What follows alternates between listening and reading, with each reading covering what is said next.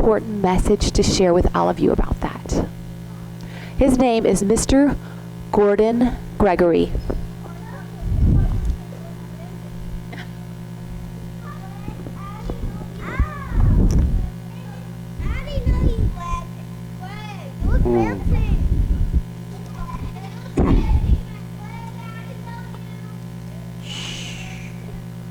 Thank you guys for your time today. Something's been on my heart as I was talking, and I just shh. Everybody say shh. Everybody say shh. And I have to ask, you know, I'm thinking a lot about life, and basically, what's the point? You know, I gotta ask, what's the use? I mean, I think it's meaningless. Meaningless, utterly meaningless. Everything is meaningless. You know, after I reached a certain level, I thought I'd be happy. I was told all my life by my dad and granddad, hey, shh, you work hard, life's gonna reward you, right? Looking back, as successful as I thought I was on the outside, inside, I was dead. You know, as successful as I thought my dad and granddad were, at the end, they died alone and lonely. You would think I would learn, but yet here I am, seemingly repeating their same mistakes. I mean, I haven't picked up a Bible in years. I mean, heck, I can't even remember when. My mom gave me once a long time ago, but I just let it sit in my room, gathering dust. That is until I picked it up this week, opened it up to a book called Ecclesiastes. And you know what the second verse was? Exactly what I was thinking. Meaningless. Meaningless. Everything is meaningless. I mean, let me back up a minute. My name is Gordon Gregory, son of Arthur Gregory, grandson of Malcolm Gregory, the great acquisition king. Now, unless you're deep in the business world, you probably don't know who I am, but if you are, you have definitely heard of me and my family. I guess you can say I've led a good life. You know, that is by the standards of many people. I grew up in a home, joined the country club at a young age. Heck, my first car was a Porsche 911 Turbo, loved that thing. Married my high school homecoming queen at the early age, and I got a big home, and heck, now I even drive a Bentley. You know, got a good deal too. It wasn't but $210,000. Everybody say shh. Everybody say shh. I mean, by all accounts, I should be happy, right? But why am I so miserable? Then I read this in the Bible, in this book of Ecclesiastes, the third verse. It says, what do people gain for all their labors which they toil under the sun? I mean, generations come and generations go, but the earth remains forever. Is this just one cruel cosmic joke? I mean, you work all your life to be successful, and then you just end up miserable? I mean, there's got to be more. But you know what? I didn't get it. Because in verse 8 it says, all things are wearisome, more than one can say. The eye never has enough of seeing, nor the ear of hearing. Man, is that true? You know, I've been all over the world 3 times. I've seen all the 7 wonders of the world. I've seen the Parthenon. I've seen the Taj Mahal. Heck, when I was younger, I even climbed Machu Picchu. Even walked on the Great Wall of China and saw the Aurora Borealis. What a wonderful sight. And you know what I got out of it? Just a longing for more. I just wanted more. The longing, it just didn't start. It began a long time ago, and it was very, very strong. A pull so strong that when I heard my first concert, I think it was the Beatles. You guys heard of the Beatles? Okay. I heard the Beatles, and even got to meet John, Paul, George, and Ringo backstage. I mean, I was so enamored by how everyone just treated them like gods. I was like, man, I want that. I got to meet some very famous people, and some would say I had a great time. But you know what? even after all those great times, I felt empty. I mean, it looked like I was having fun on the outside. I mean, who wouldn't want to hang out with rock stars, with celebrities, with famous people? I mean, that's fun, right? I mean, I sure did. The problem was, when I got back to my hotel room at night, I was all there was. And I didn't like myself very much. I mean, I made so much money. I even tried being a silent producer in Hollywood. That is, until I realized that the verse came true that said, what has been will be again, that there's nothing new under the sun. We're just repeating the same old stuff over and over and over and over again. I mean, what's the point?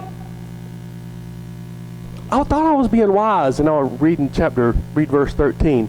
And I applied my mind to study, to explore wisdom, that all that's done under the heavens. I mean, what a heavy burden God has laid on mankind. I mean, honestly, I'm not sure if I fully believe in this God. When those things that are done under the sun, and the Bible says, this book that I read, is it's all meaningless, a chasing after the wind. I mean, who can catch the wind? Can you catch the wind? Can you catch it? Nobody. It's fleeting. Nobody can catch it. Again, what's the point? Then it ended with something a little bit true. It says, for with much wisdom comes much sorrow. The more knowledge, the more grief. I mean, wow. I mean, that's the opposite of what my dad and granddad taught me. He taught me that knowledge is power. You've heard that, right? And all that power has gotten me? Nothing. Nothing. Absolutely nothing. I prefer that saying I heard a long time ago, that ignorance is bliss. But I'd rather have that right now. I mean, from the outside, they would probably say I'm the American dream, right? I mean, I had money in the bank. That is until the lawsuits. I had a nice wife and kids. That is until she left me and we had to separate because I wasn't at home and she took the kids. I mean, I had several houses all over the world. That is until the floods and the earthquakes and the fire, and somebody even broke into my Malibu beach house. I mean, what's up with that? But I do have a nice car, but the check engine light did come on this morning, and I'm not exactly sure how much that's going to cost. I mean, I tried to have fun. I tried to cheer myself up. I went to a lot of parties. I mean, that's what you're supposed to do, right? Have fun. I chatted with a lot of cool, famous, powerful people. Isn't that something that should make you happier? It should. Thought I was supposed to do.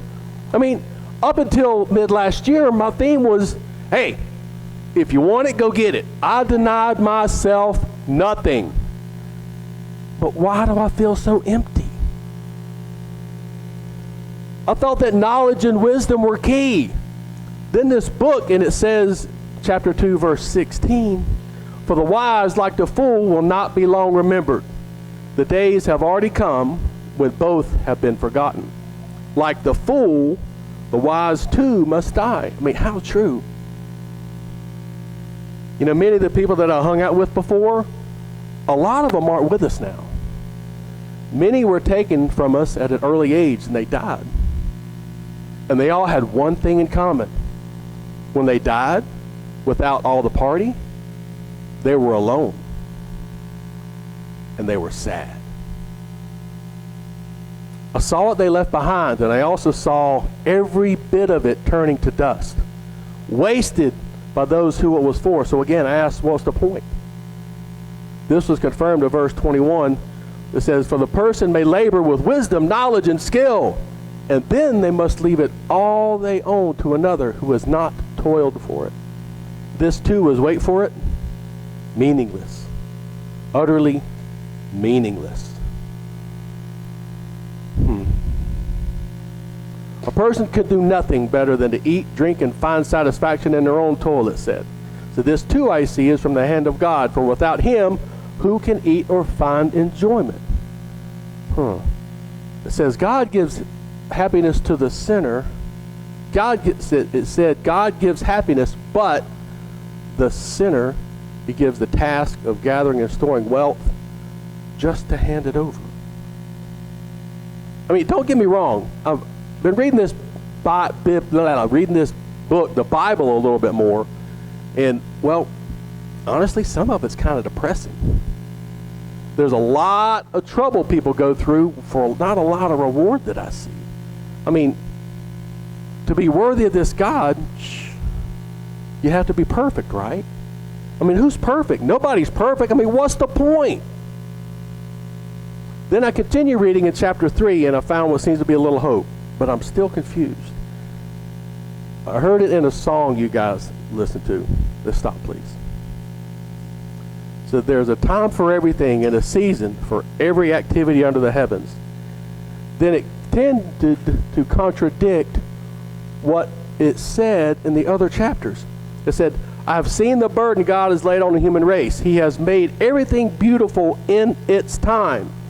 He has also set eternity in the human heart, yet no one can fathom what God has done from beginning to end. I know there's nothing better for people than to be happy and to do good where they live. I mean, isn't that what I've been trying to do all the years? Sit down, please. Shh, ladies. I mean, it doesn't make any sense. How can a book say everything is meaningless, said there's nothing better to do than for people to be happy? Does that make any sense? Then it says we're all like animals. We all have the same fate. As one dies, so is the other. All have the same breath. Again, everything is meaningless. And look around. People are being oppressed all over the world, right? As it states in chapter 4, I saw the tears of the oppressed, and they have no comforter. Power was on the side of their oppressors. It went on to say people that have died are happier than those that keep on living. When I worked hard for what I have. I mean, I helped build my company, and now I'm CEO. I make a good living by the world standards, but again, sharing with you guys, I'm unhappy, but why? So it all comes back to all things being meaningless. In chapter 5, verse 10, it actually states, whoever loves money never has enough. Whoever loves wealth is never satisfied with their income. This too is meaningless. Now, when I was younger, I thought that money and wealth cured all your problems. Turns out, it only causes more of them. The more you have, the more people want from you. You spend half your life making your money, and the other half defending it, protecting it, worrying about it. It's a vicious cycle. I mean, you come into the world with nothing and you leave with nothing. So again, what's the point? Then I read something that surprised me. Something I hadn't thought of before. Something that really didn't make sense until now. In chapter 5, verse 19, it says, moreover, when God gives someone wealth and possessions and the ability to enjoy them, to accept their lot and be happy in their toil, this is the gift from God. They seldom reflect on their days of their life because God keeps them occupied with the gladness of their heart. Then my question was, who is this God everybody talks about, and how does he choose whom he blesses? Then I read into chapter 6, it said, God gives people some people wealth, possessions, and honor, so they lack nothing their hearts desire. But God does not grant them the ability to enjoy them. And strangers enjoy them instead. They said, this is meaningless, a grievous evil, which I agree with. Again, I was thinking, is this really some big cosmic joke? Is there just some dude in the sky sitting there laughing at us? Giving it to us, taking it away, giving it to us, not let us enjoy it? Like giving us a good meal and not giving us taste buds? I mean, it just doesn't make sense. Doesn't seem fair. Then in chapter 7, I kept reading in verse 11, it said, wisdom like an inheritance is a good thing. It benefits those who see the sun. Wisdom like a shelter as money is a shelter. But the advantages of knowledge is this: wisdom preserves those who have it. Well, I thought I was wise. I mean, I had lots of money, shelters, homes. They were second to none. It states that wisdom preserves those who have it. So, again, what was I missing? Then in this verse 13, it made me think. It said, consider what God has done. Who can straighten what he has made crooked? When times are good, be happy. But when times are bad, consider this. God has made one as well as the other. Therefore, no one can discover anything about their future. Obey the king. Well, good advice, but who is this king? It says, whoever obeys his commands will come to no harm, and the wise heart will know and prosper, and will know at the proper time and procedure. Now, who is this king? Now, I read a little bit more in this Bible, and there's a lot of kings in there, and a lot of them aren't very good. It also stated something rather strange in verse 15. It said, so I commend the enjoyment of life, because there's nothing better for a person under the sun than to eat, drink, and be glad. The joy will accompany them in their toil all the days of their life God has given them under the sun. And my question is, I've done that. I've toiled. I've sought wisdom. I've eaten well, drank well, lived well in the eyes of the world. But again, why am I so miserable? Then I started to realize something.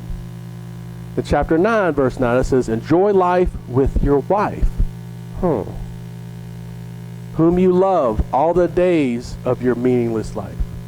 For this, your lot in life and your toilsome labor under the sun. I started to realize in this book that whenever he was talking about things that are meaningless and things that you get in life, there was no mention of this God. Whenever he talked about happiness and joy and fulfillment and having meaning, this God was mentioned. Have I been doing things wrong my whole life? Let's go back a bit. I patterned my whole life about the works in the example of my dad and granddad. They were my heroes. I mean, I saw the long hours they put in, and it, what I thought, ended in a meaningful life. I didn't see it in them, but in me, fulfillment doesn't mean what I thought it meant. The one person in my life that I saw that was happy was my mom. You know, the one that gave me the Bible.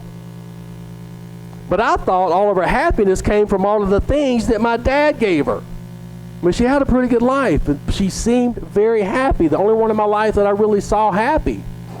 But I just thought it was the things. Now, remember when at the beginning I asked the question, who is this God everybody talks about, and how does he get to choose who he blesses? I think I may get it now. God is the creator of all things. He designed us to be happy.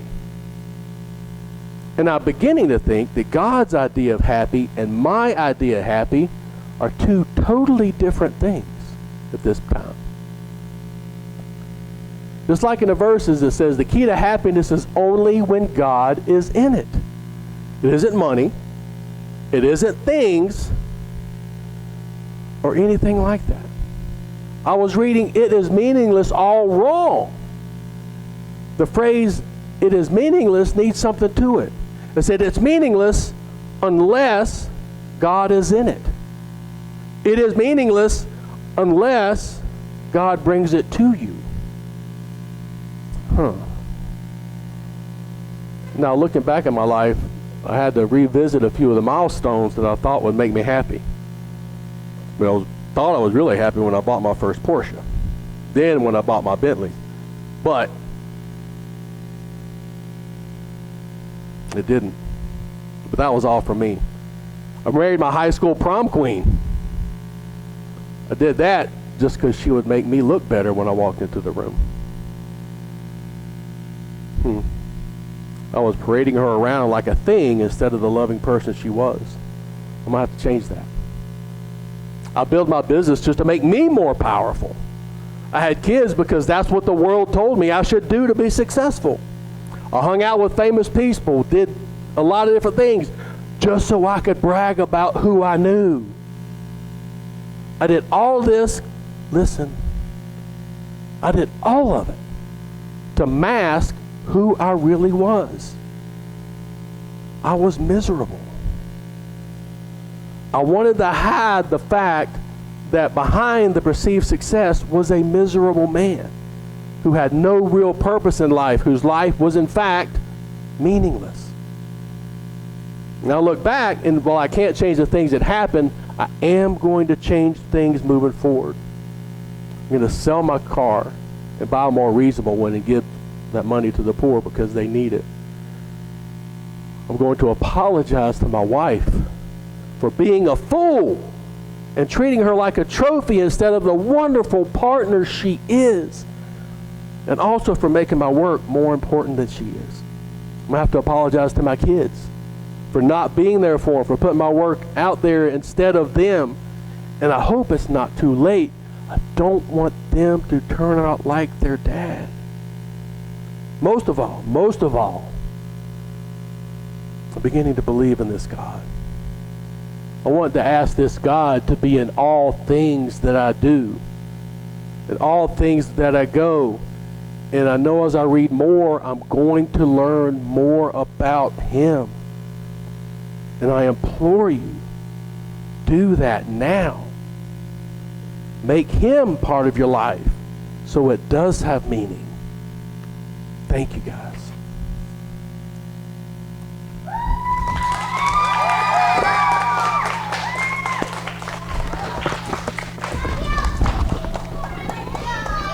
All right, you guys. Thank you, Mr. Gordon Gregory, for sharing your story. You guys are young, and you have the opportunity to put the most important thing first. Success is not wrong. There's nothing wrong with working hard, making money, being successful. There's nothing wrong with that. But if we don't put God first, everything we do in this life will be meaningless.